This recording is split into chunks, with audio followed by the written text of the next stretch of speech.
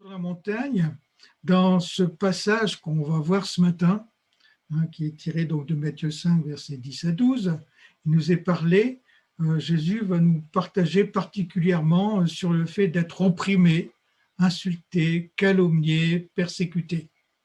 Alors évidemment, quand on dit ça comme ça peut sembler un peu bizarre parce que comment est-ce qu'on peut penser, je veux dire, le fait d'être un enfant de Dieu, eh bien, on se dit, mais Dieu prend soin de moi, tout, tout doit aller bien pour moi. Comment est-ce que je peux penser que Dieu va permettre que je sois opprimé, insulté, calomnié ou persécuté? Alors, je vous disais, quand on a commencé tous ces enseignements sur le sermon sur la montagne, et que, en fait, c'est cet enseignement que Jésus laisse à ses disciples, eh bien, c'est les bases, en quelque sorte, du royaume de Dieu que nous sommes amenés à vivre alors que nous sommes sur cette terre. Donc, précédemment, on a vu tout un certain nombre d'éléments, et qui font partie effectivement de notre vécu en tant que fils et filles du royaume de Dieu, mais aussi, eh bien, voilà, c'est peut-être un peu bizarre comme ça, mais on va voir ce matin le fait que, eh bien, c'est aussi cette réalité qui est là. Être chrétien, il y avait ce petit chant qui disait être chrétien, ce n'est pas toujours rose. Oui, c'est vrai, c'est une réalité. C'est pas parce que je suis chrétien que, eh bien, je vais pas subir un certain nombre de choses désagréables dans ma vie. Alors, on va voir quand même que malgré ces choses désagréables, mais Dieu est toujours là et il ne nous abandonnera jamais. C'est vrai, quand, par exemple, ce mardi, on a prié, je prends un exemple pour Mohamed, qui est persécuté, eh bien, oui, c'est une réalité, il est persécuté, et pourtant, c'est un enfant de Dieu. Alors, dans notre vie de tous les jours, effectivement, nous aussi, c'est peut-être, je vais dire ça comme ça, mais c'est, voilà, être persécuté, c'est quelque chose qui fait partie de la vie de l'enfant de Dieu. Alors, on va tout de suite lire le texte de Matthieu 5, versets 10 à 12. Alors, ce texte nous dit ceci. Donc, heureux ceux qui sont opprimés pour avoir fait ce que Dieu demande, car le royaume des cieux leur est réservé. Heureux serez-vous quand les hommes vous insulteront, vous persécuteront, lorsqu'ils répandront toutes sortes de calomnies sur votre compte, parce que vous êtes mes disciples. Oui, réjouissez-vous alors et soyez heureux, parce qu'une récompense magnifique vous attend dans les cieux. Vous êtes dans la lignée de vos devanciers, les prophètes d'autrefois, eux aussi ont été persécutés de la même manière. Amen. Donc voilà ce que Jésus et ce qu'on va voir ce matin, ce que Jésus enseigne sur le fait de faire partie du royaume de Dieu, un des fondements, un des éléments, quand je dis un des éléments, on voit que dans ce texte, il y en a plusieurs d'ailleurs, mais on va les voir ensemble, eh bien, qui font partie de notre vie, en tout cas qui peuvent faire partie de notre vie, nous qui sommes enfants de Dieu. Et donc, dans ce texte, eh bien, il y a 7 éléments. Il y a 7 éléments dans ce verset qui nous sont donnés. Donc, premièrement, Jésus commence toujours au niveau des choses qui nous ont été données, eh bien, par le fait qu'il nous dit que nous sommes heureux quand ce qui suit est dans notre vie. Alors, heureux, je vous rappelle ce terme makarios, qui est en fait où Jésus est en train de dire, eh bien, nous sommes bénis de Dieu. Nous recevons de Dieu la bénédiction quand ce qui va suivre, eh bien, fait partie de notre vie. Alors, heureux, eh bien, heureux quand, c'est bizarre, je veux dire, pour nous, dans notre humanité, c'est possible, quoi. Ben oui, Jésus dit heureux, alors, mais opprimé, persécuté, insulté, calomnié. Ça, c'est les 4 éléments, on va dire, négatifs, mais Jésus va dire aussi que quand ça se passe, eh bien, voilà, il faut se réjouir, il faut être heureux, mais là, le terme grec est différent. Hein. En français, c'est le même mot que le premier élément, mais en réalité, là, ce mot heureux veut dire autre chose. Je vais vous l'expliquer après. Hein. En grec, c'est agaliao. Et puis, aussi, le dernier élément que Jésus va dire par rapport à cette partie, eh bien, c'est qu'on est récompensé. Donc, je reprends, hein, heureux, donc béni de Dieu, alors qu'on est opprimé, persécuté, insulté, calomnié, eh bien, il y a quelque chose qui se passe en nous malgré tout, c'est qu'on est réjoui, qu'on est heureux, et il y a aussi cette récompense qui est là promise. Alors, pourquoi pouvons-nous être, nous, en tant qu'enfants de Dieu, détestés et persécutés? D'ailleurs, c'est des choses que nous, certainement, vous avez déjà été confrontés à cela, mais encore une fois, je répète, hein, Jésus, il y a 2000 ans déjà, nous le disait, c'est pas étonnant. Pourquoi est-ce qu'on peut être, nous, enfants de Dieu, détestés et persécutés? Eh bien, Jésus va le dire, par exemple, dans Jean 15, il va dire, voici donc ce que je vous commande, aimez-vous les uns les autres. Si le monde vous déteste, rappelez-vous qu'il m'a poursuivi avant vous de sa haine. Si vous faisiez partie du monde, il serait plein d'amabilité pour vous, car le monde aime ce qui est à lui. Mais voilà, vous n'appartenez plus au monde, puisqu'en vous choisissant, je vous ai retiré du monde. C'est pourquoi le monde vous déteste. Souvenez-vous de ce que je vous ai déjà dit une fois. Le serviteur n'est jamais supérieur à son maître. S'ils m'ont persécuté, eh bien, ils vous persécuteront vous aussi. Puisqu'ils ont gardé mes paroles, ils garderont aussi les vôtres. Mais ils vous traiteront ainsi à cause de moi, parce que vous portez mon nom. Ils le feront parce qu'ils ne connaissent pas celui qui m'a envoyé. Amen. Voilà, Jésus, là, est en train de donner une certaine explication, en tout cas, au fait que, eh bien, on sera persécuté, détesté dans notre société. Eh bien, oui, en fait, ce que Jésus dit ici, c'est qu'il ne faut pas qu'on soit étonné, parce que, eh bien, déjà, enfin, on le sait tous, hein, bien sûr, d'ailleurs, on a vécu Pâques dernièrement, eh bien, Jésus dit ici, bah, voilà, vous portez mon nom. Ils m'ont traité, ils m'ont persécuté, parce que bah, je suis Jésus, le Dieu d'amour, eh bien, bah, ils vous persécuteront aussi. Parce que bah, vous êtes mes enfants, vous faites partie de ma famille.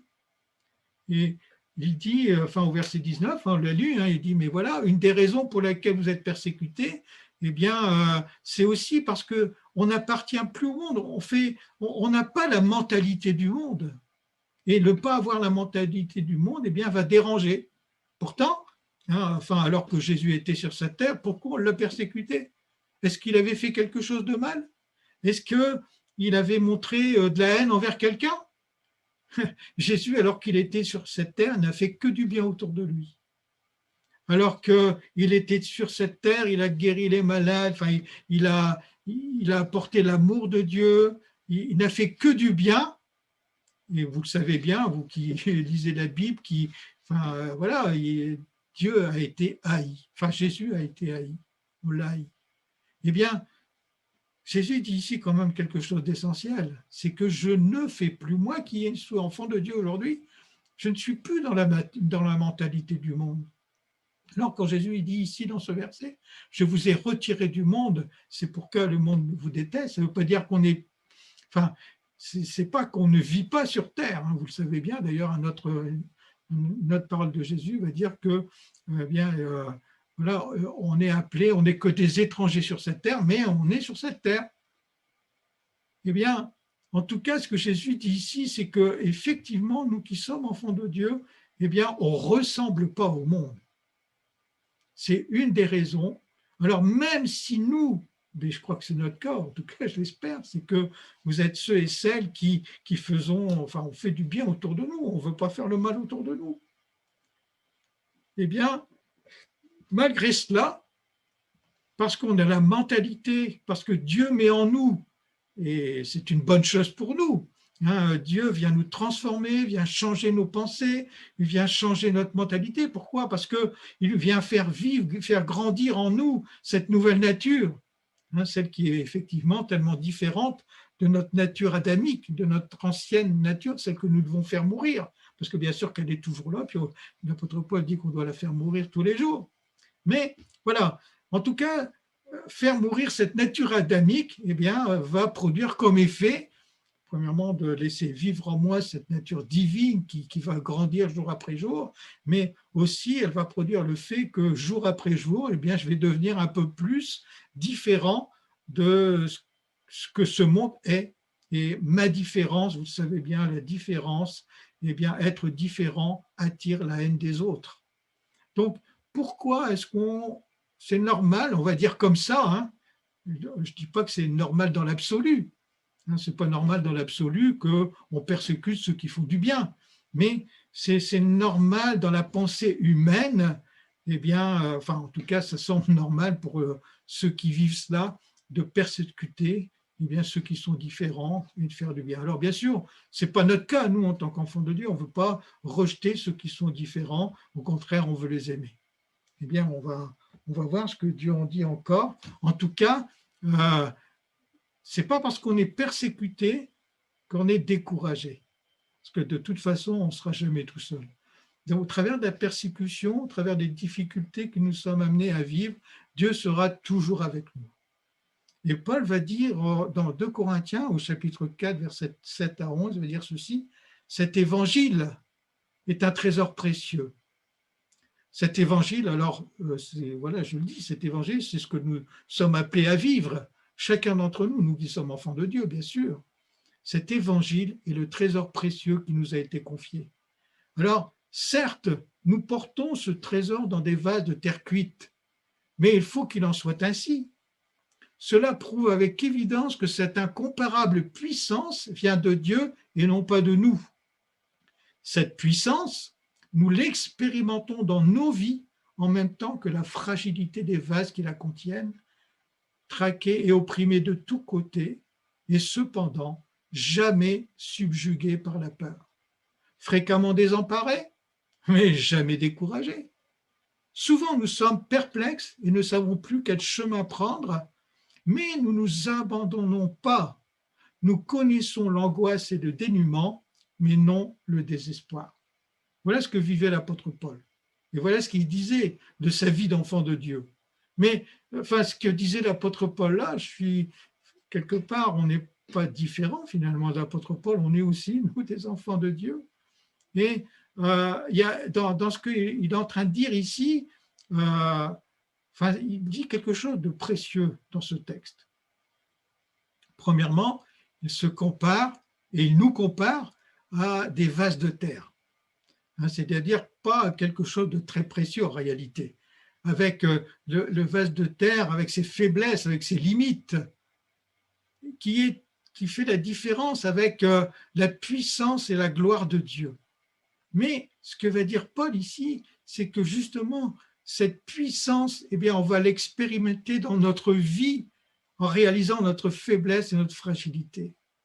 Et parce que, enfin, c'est la puissance de Dieu en nous, c'est la vie de Dieu en nous qui permet que malgré le fait d'être persécuté, eh bien, malgré le fait que, voilà, enfin, on peut quelquefois d'ailleurs éprouver de la peur, enfin, comme le dit l'apôtre Paul, mais l'apôtre Paul, encore une fois, il a été plusieurs fois enfin, lapidé, vous savez ce que c'est être lapidé, hein, mais alors en tout cas, jamais, l'apôtre Paul va dire, mais jamais j'ai été subjugué par la peur. Jamais j'ai été découragé malgré tout ce qui m'arrivait. Eh bien, frères et sœurs, ça c'est une réalité. Ça c'est un vécu. L'apôtre Paul l'a vécu, eh bien, mais enfin, je veux dire, avec la puissance de Dieu, avec la vie de Dieu en nous, voilà, ben, on veut le vivre aussi. Ça, encore une fois, je vous répète, hein, bien sûr que la persécution, enfin, ce qu'on a vu dans ce texte que Jésus nous a laissé, eh bien, c'est une réalité. vous voulez faire du bien, eh bien, on vous fera du mal, mais ne nous laissons en tout cas jamais décourager parce qu'on peut s'appuyer sur la puissance de Dieu. On peut, quand on est découragé ou on est sur un chemin de découragement, venir au Seigneur et puis se laisser fortifier. En tout cas, c'est ce que l'apôtre Paul a vécu et c'est ce que nous sommes appelés à vivre nous aussi. Alors, dans ce texte, d'ailleurs, l'apôtre Paul le dit lui-même, il dit quelquefois, je suis totalement désemparé face à ce qui est. Pourquoi on me fait du mal? Moi qui fais du bien autour de moi. Eh bien, il dit, voilà, fréquemment désemparé, mais finalement, quand même, par la grâce de Dieu, jamais découragé. Et ça, j'aimerais que ce soit d'ailleurs pour nous aussi un encouragement de savoir qu'on n'est pas les seuls à être quelquefois méprisés pour notre foi, à être persécutés pour notre foi, à être rejetés à cause de notre foi. Nous qui ne faisons aucun mal autour de nous, nous qui voulons aimer ceux qui nous entourent, eh bien, voilà, c'est des choses qui arrivent, et comme le disait Jésus dans ce texte qu'on a lu tout à l'heure, eh bien, parce que ça lui est arrivé, le monde lui a fait cela, bien le monde nous le fera aussi. En tout cas, Paul va dire quelque chose de fort ici. Malgré tout cela, jamais nous n'abandonnerons. L'apôtre Paul n'a jamais abandonné. Eh bien, persécuté, mais pas découragé, on continue. On n'abandonne pas. Parce que de toute façon, eh ben, on n'est pas abandonné. On nous persécute, mais nous ne nous sentons pas délaissés. Jésus, notre Seigneur, sera toujours avec nous. Nous sommes jetés à terre, mais nous nous relevons et poursuivons notre route. Oui, partout et toujours, nous subissons dans notre corps la mise à mort que Jésus endurait, mais c'est pour que la vie à laquelle il fut ressuscité apparaisse, elle aussi, manifestement dans ce corps. Tout au long de notre vie, nous sommes livrés à la mort à cause de Jésus, afin que la vie de Jésus transparaisse aussi au travers de notre corps mortel. Alors là encore, Paul va mettre l'accent sur quelque chose qui est vrai, mais aussi qui a une importance. Tout à l'heure, dans la diapo précédente, Paul se comparait à ce vase de terre, et puis ici, il dit d'ailleurs pourquoi. Il dit voilà, si nous sommes des vases de terre, si nous sommes là avec nos limites, si nous subissons dans notre corps la mise à la mort, comme il le dit ici dans ce texte, mais savoir que Jésus lui aussi l'a enduré, mais c'est pour que la vie qui est en Jésus, eh bien, elle aussi, elle se manifeste dans notre corps. Ça paraît un peu peut-être particulier, bizarre, peut-être que dans notre pensée humaine, on se dirait encore une fois, comme je disais tout à l'heure, mais quand même, c'est nous qui sommes enfants de Dieu, encore une fois, pourquoi est-ce que Dieu ne nous protège pas, entre guillemets? Mais en réalité, bien sûr que Dieu prend soin de nous. Mais quelque part, cette persécution, et on va le voir après, mais ces persécutions, eh bien, finalement, nous font du bien. On va en parler. En tout cas, ici, l'apôtre Paul dit que c'est une normalité, finalement, parce que ça permet que être persécuté, vivre la mise à mort de notre corps, eh bien, permet que la vie, de la même façon que Jésus est mort et ressuscité, eh bien finalement, elle nous aide dans un certain sens à faire mourir notre nature charnelle pour faire vivre la vie de Jésus en chacun de nous, eh bien cette nouvelle naissance qui nous fait grandir et qui change notre vie. Alors, oui, nous sommes persécutés, mais on n'est jamais abandonné, Dieu est toujours avec nous. Alors, qu'est-ce qui se passe justement? Quelle est la réalité? Comment on vit au travers de la persécution? Dans 1 Corinthiens, au chapitre 4, versets 11 à 13, voilà ce que Paul va dire. Insulté, eh bien, si le jour, quand je suis insulté, peut-être ça vous est déjà arrivé, certainement, eh bien, humainement parlant, si on m'insulte, eh bien, j'ai peut-être tendance à répondre moi aussi avec l'insulte. Mais ce n'est pas le cas des enfants de Dieu. Quand on est insulté, eh bien, on répond en bénissant. Alors je lis ce texte. Jusqu'à cette heure, nous souffrons la faim et la soif. Nous manquons d'habits convenables. Nous sommes exposés aux coups, considérés comme des vagabonds maltraités, errant de lieu en lieu, sans foyer, sans patrie. Nous nous épuisons à travailler de nos propres mains pour gagner notre pain quotidien. On nous insulte, eh bien nous répliquons par des bénédictions. Voilà, frères et sœurs, ça doit faire partie de notre vie.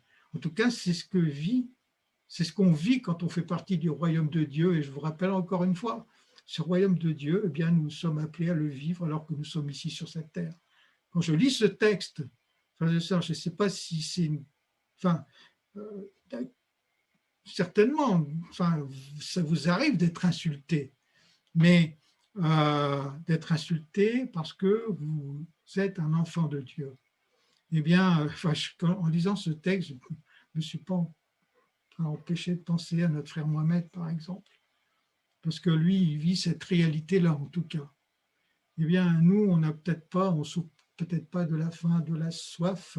Peut-être qu'on a la possibilité de s'habiller, on n'a pas des coups, mais en tout cas, frères et sœurs, même quand on est dans cette situation-là, eh bien, quand on nous insulte, alors on réplique par la bénédiction. Ça, c'est l'attitude de l'enfant de Dieu.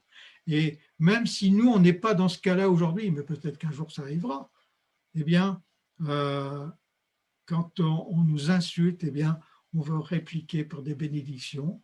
Je bénis.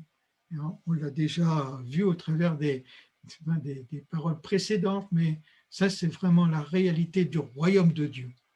Nous qui vivons dans le royaume de Dieu, c'est ce que nous pratiquons. Eh bien, quand nous sommes calomniés, eh bien, nous répondons avec bonté.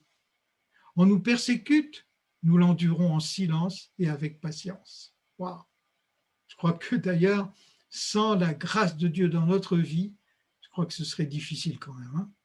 Mais voilà, avec la grâce de Dieu, ce qui est difficile devient possible. Quand la vie de Dieu descend dans nos vies, quand on laisse l'Esprit de Dieu transformer nos cœurs, nos pensées, notre être, eh bien, là où on n'est pas capable, eh bien, Dieu nous rend capable. On nous persécute, eh bien, nous l'endurons avec silence et avec patience. On nous accable d'injures et de calomnies, eh bien, nous répondrons par des paroles bienveillantes. Waouh! On entraîne notre réputation dans la boue, eh bien, nous prions pour nos calomniateurs et nous essayons de les gagner à Christ. Jusqu'à maintenant, nous sommes considérés comme des ordures du monde et traités comme le rebut de l'univers.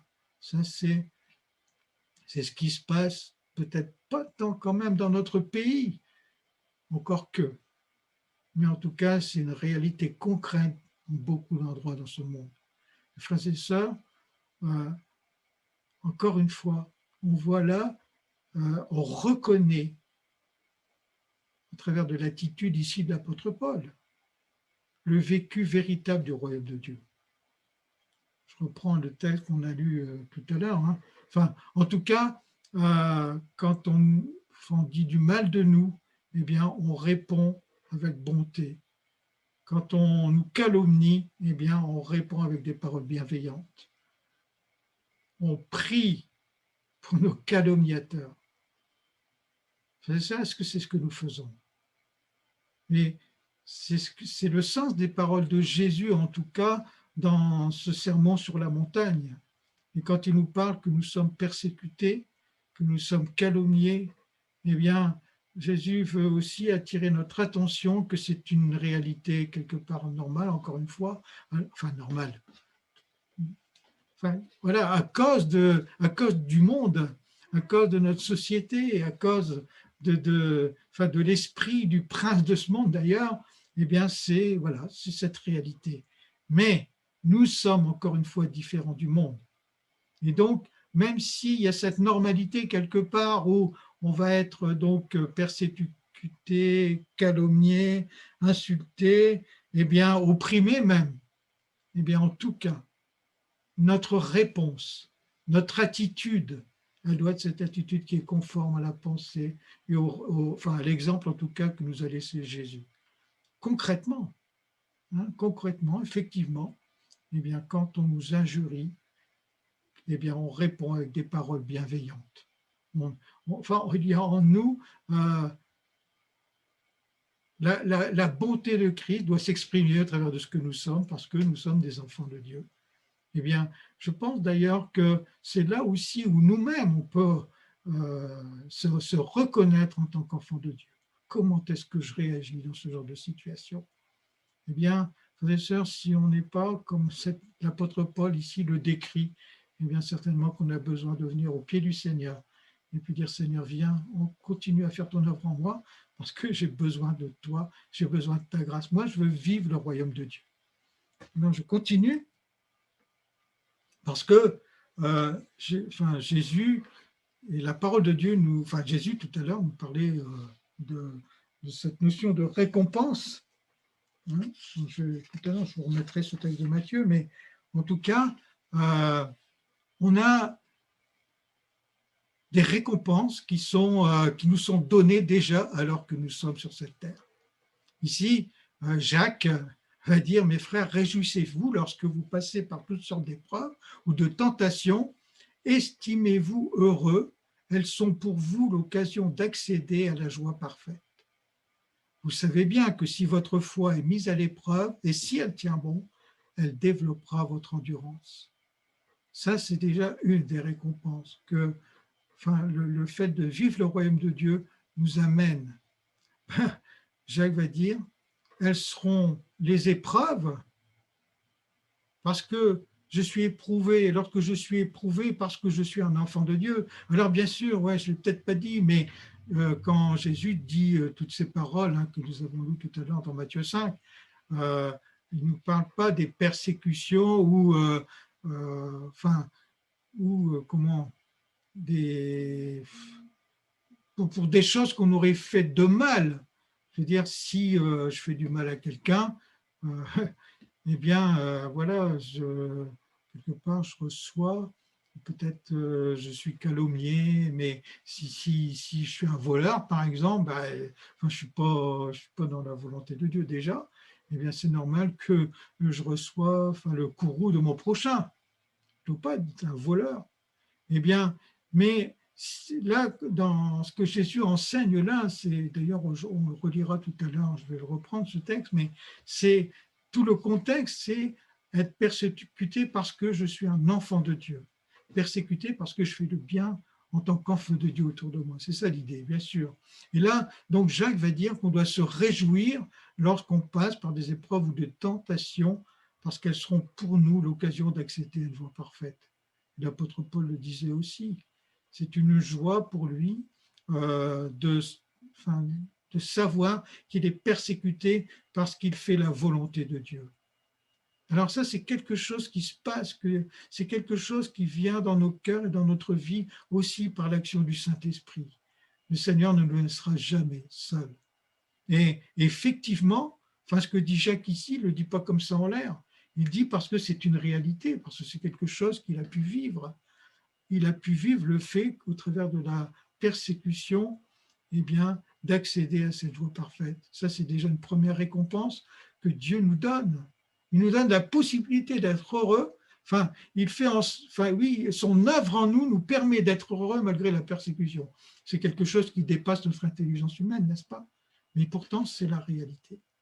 Et puis, l'autre chose aussi, c'est que, comme il est dit ici, eh bien, alors que je reste ferme dans ma foi, malgré la persécution, malgré les épreuves, eh bien,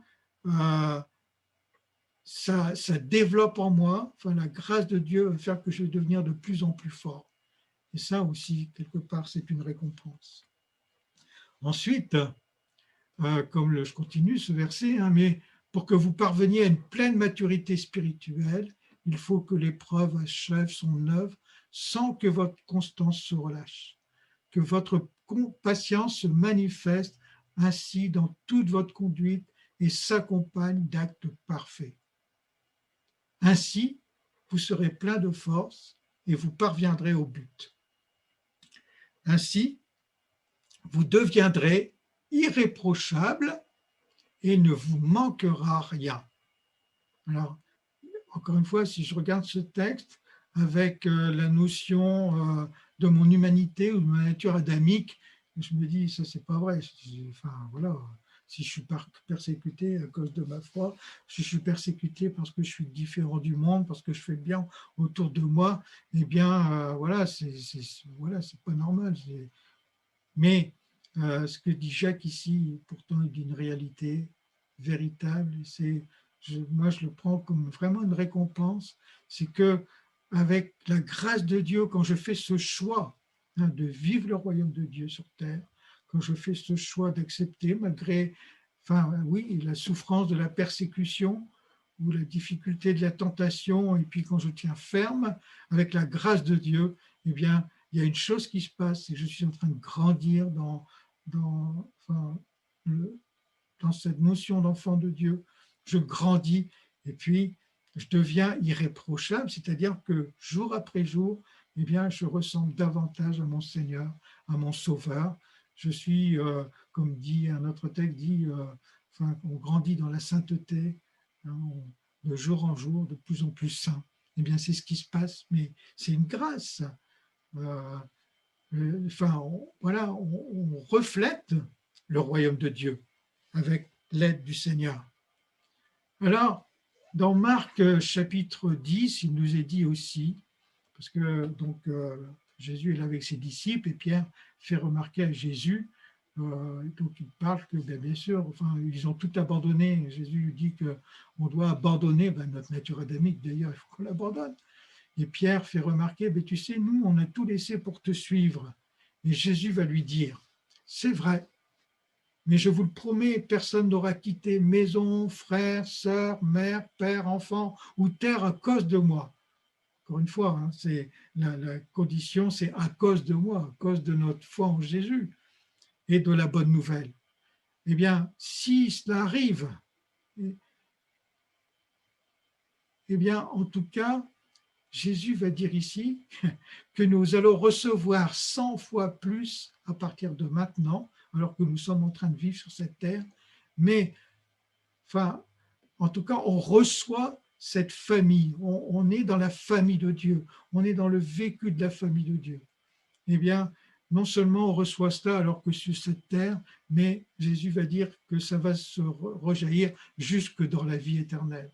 Et encore une fois, eh bien, sauf si, enfin, je vais le dire comme ça, je ne sais pas comment dire exactement, mais sauf si pour moi, être un enfant de Dieu jusque dans la vie éternelle, ça ne m'intéresse pas, eh bien alors je fais ce que je veux, puis je fais comme le monde, quoi. Mais si je veux vivre en tant qu'enfant de Dieu, si je veux vivre des enseignements de Jésus, si je veux vivre le royaume de Dieu déjà ici-bas sur terre, eh bien, ce royaume de Dieu, je vais le vivre jusque dans l'éternité. Inversement, si je ne suis pas prêt à accepter la persécution, la souffrance, etc., parce que je suis un enfant de Dieu, eh bien, je ne serai pas non plus celui qui ira, qui fera vraiment partie de cette famille de Dieu, du royaume de Dieu, alors que je suis sur cette terre, mais qui ne fera pas non plus partie du royaume de Dieu, qui va se prolonger, bien sûr, jusque dans la vie éternelle. Alors, voilà ce que dit dans l'Apocalypse au chapitre 2. Jésus va dire cela, donc oui, parce que c'est Jésus qui parle là, à ce niveau-là, et il va dire de l'église de Smyrne la chose suivante. Alors l'église de Smyrne, juste avant ce verset, les versets 10 et 11, Jésus va donner les caractéristiques de l'église de Smyrne en disant, voilà, tu es une église, je connais, je connais tes œuvres, ta pauvreté et puis ta faiblesse, mais pourtant, malgré ce qui apparaît, tu es riche. Et il va dire à cette église, ne redoute pas ce que tu vas souffrir.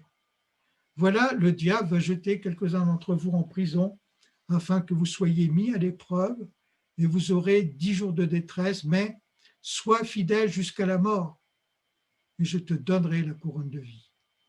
Et il dit que celui qui a des oreilles écoute ce que l'Esprit dit aux églises, le vainqueur n'aura pas à souffrir de la seconde mort. Frères et sœurs, ne redoutons pas d'être persécutés, d'être opprimés pour notre foi. Hein. Toujours pareil, hein, si je vais retourner sur le texte.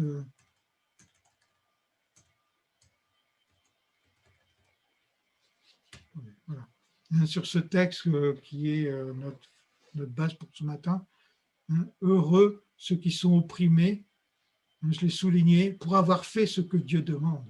Ça, c'est notre volonté. Je peux être opprimé pour autre chose, ou opprimé encore, comme j'ai dit tout à l'heure, parce que je ne suis pas quelqu'un de bien. Ce n'est pas de ça que parle Jésus ici. Opprimé pour avoir fait ce que Dieu demande. Parce que nous faisons partie du royaume de Dieu. Alors, heureux serez-vous quand les hommes vous insulteront, quand ils vous persécuteront, quand ils répondront sur vous toutes sortes de calomnies. Réjouissez-vous, soyez heureux. Alors, je vous disais tout à l'heure que je vous avais fait apparaître que le mot heureux ici est différent enfin, heureux du verset 5 et puis, heureux du verset 10 et puis le heureux du verset 12, c'est deux mots différents dans le grec. Et encore une fois, je répète, le premier heureux, eh bien, qu'on retrouve d'ailleurs dans les versets précédents, c'est le fait qu'on est béni de Dieu. Et puis, mais le heureux du verset 12, donc réjouissez-vous et soyez heureux, c'est cette joie qui est notre joie intérieure. Et là, Dieu, enfin, dans ce verset, il nous est parlé des sentiments qu'on peut éprouver. Alors, ça paraît bizarre, mais pourtant, c'est ce que Jésus dit, et je crois que beaucoup, en tout cas, ont pu le réaliser. Alors que justement, cet esprit de Dieu vit en nous, eh bien, être persécuté n'est pas enfin, comment je veux dire ça? C'est pas qu'on est des masochistes, hein. Je pense pas, enfin, en tout cas, je suis pas maso, et je crois pas que les enfants de Dieu cherchent à être persécutés ou à souffrir, mais quand ça arrive, notre joie parfaite, alors si je prends le mot grec justement, eh bien, la signification, hein, je vais vous donner une définition, c'est exulter, se réjouir fortement, être extrêmement heureux. Voilà ce que dit Jésus. Et enfin, s'il le dit, mais c'est vrai aussi, d'ailleurs, on l'a vu au travers de ce que disait l'apôtre Paul. Là, je reviens, je vais conclure pour ces éléments que je suis en train de vous partager ce matin. Eh bien, voilà ce que je dis dans ma conclusion. Bizarrement, la société n'aime pas l'amour agapé. L'amour agapé, vous savez, c'est bien sûr l'amour qui nous est donné, c'est l'amour divin que nous sommes appelés à vivre. Mais la société n'aime pas l'amour agapé. Ben, c'est bizarre, pourtant, elle fait du bien. Enfin, cet amour agapé nous fait du bien. Eh bien, cette société opprime, calomnie et même persécute ceux qui pratiquent cet amour envers notre prochain. Alors, il ne faut pas s'en étonner, frères et sœurs. Pourquoi? Parce que le prince de ce monde qui a voulu tuer l'amour de Dieu en crucifiant Jésus, il n'a pas changé. Jésus est toujours le même, Dieu ne change pas, mais Satan, dans sa méchanceté, ne change pas non plus. De la même façon qu'il a voulu faire mourir Jésus, eh bien, il veut détruire cet amour qui vit en nous. Alors, pour faire ça, il l'essaie aussi en nous persécutant. Alors, c'est ce que je dis, mais en voulant détruire les enfants de Dieu, mais finalement, c'est le contraire qui se produit. Comme le dit Paul aux Corinthiens, 2 Corinthiens, chapitre 4, verset 11. Tout au long de notre vie, nous sommes livrés à la mort à cause de Jésus, afin que la vie de Jésus transparaisse aussi à travers notre corps mortel. Satan, en voulant détruire cet amour de Dieu en nous, eh bien, alors peut-être que ça marche pour certains, mais en tout cas pour celui qui demeure fidèle, eh bien, ce qui se produit, c'est que la réalité de la vie de Jésus, eh bien, elle s'implante de plus en plus dans notre cœur, dans notre être, et puis finalement, eh bien, c'est la vie de Jésus qui est proclamée au travers de ce que nous sommes, eh bien, aussi au travers des exemples qui nous ont été laissés par l'apôtre Paul que j'ai relevé ce matin. Bien sûr, quand je suis persécuté, eh bien, quand on me maudit, moi je bénis. Quand on me calomnie, moi je prie pour mes calomniateurs, etc., etc., par exemple. Et puis il n'y a pas que ça. Mais ça, c'est le Saint-Esprit qui agit en nous. Alors, mais bizarrement aussi, les persécutions en nous procurent une joie parfaite. comme je vous l'ai expliqué. Elle procure de l'endurance dans notre foi. Elle vient construire, enfin la persécution, Satan veut nous détruire, mais finalement, par la grâce de Dieu, par le fait que l'Esprit de Dieu travaille en nous, eh bien, elle construit une endurance dans notre foi. Elle nous fait grandir spirituellement jusqu'à nous rendre irréprochables. Elle nous offre une place dans la famille de Dieu, puisque éternellement, ce n'est pas une place qui est limitée à notre vie sur terre, mais si je fais partie vraiment de la famille de Dieu alors que je suis sur cette terre, eh bien, je fais partie de la famille de Dieu pour l'éternité. Eh bien, notre fidélité, malgré les l'épreuve et les persécutions, cette fidélité va permettre, comme on l'a vu dans ce texte de l'Apocalypse, eh bien, l'obtention de la couronne de vie. Ma fidélité, malgré les persécutions, eh bien, va me permettre, va me donner ce cadeau incroyable d'échapper à la seconde mort. Ça, je reprends le terme de l'Apocalypse, mais je crois que vous savez tous de quoi je veux parler. Celui qui échappe à la seconde mort, c'est celui qui est sauvé, celui qui fait partie, encore une fois, de cette famille de Dieu qui va rejoindre, qui fera partie de ceux qui seront enlevés. Eh bien, voilà ce que Dieu fait avec ses enfants, et voilà pourquoi Jésus, dans ce texte de sermon, dans ce sermon sur la montagne, va nous parler des persécutions, d'être opprimé, d'être insulté, d'être calomnié. Frères et sœurs, quand cela arrive parce que je suis un enfant de Dieu, parce que je pratique le bien, eh bien réjouissez-vous, parce que ça prouve que vous faites partie et que vous avez l'obtention de cette couronne de vie parce que vous allez être fidèle jusqu'au bout. Eh bien voilà. Voilà ce que Jésus voulait dire, mais je vous rappelle, frères et sœurs, et j'arrête là-dessus, eh bien que ce sermon sur la montagne, eh bien c'est la pratique du royaume. Ce sont des bases pratiques de ce qui arrive quand nous vivons le royaume de Dieu, nous qui sommes ces enfants de Dieu alors que nous sommes sur cette terre.